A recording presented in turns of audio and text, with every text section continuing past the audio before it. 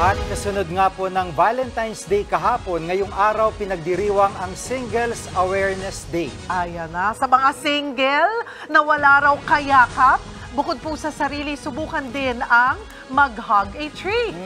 Ang mabuting epekto ng kampanya ng DNR, alamin sa report na ito.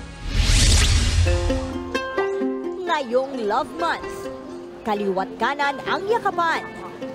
Paano kung wala kang ka-Valentines at single ka naman?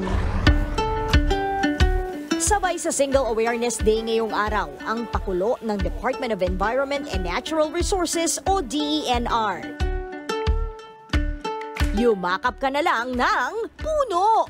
Ang kampanyang ito, sinimulan ng kagawaran noong February 12. Bukod sa self-love, layo ng proyekto na paigtingin pa ang pagmamahal natin sa ating kalikasan, lalo na ngayong sunod-sunod ang mga kaso ng forest fires. Approve naman yan sa ilang kabataan. It's a good thing kasi may chance tayong mag-reconnect with nature din po.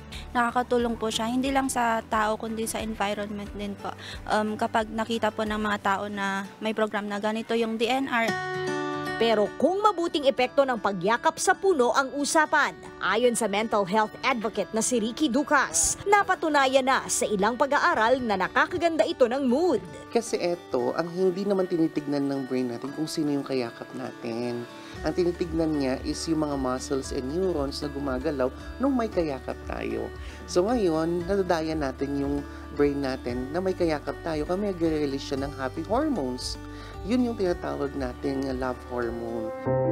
Sa lahat ng ito, sabi ng mga eksperto, ngayong Single Awareness Day, huwag kalimutan ang pagmamahal sa sarili. May kayakap man o wala. Nagbabalita mula sa Frontline, Laila Pangilinan, News 5. Mga kapatid, Jiggy Manikad po, iba na ang may alam at may pakialam sa panahon ngayon. Para sa konkreto, kumpleto at komprehensibong balitaan sa Frontline, mag-follow at mag-subscribe sa social media pages ng News 5.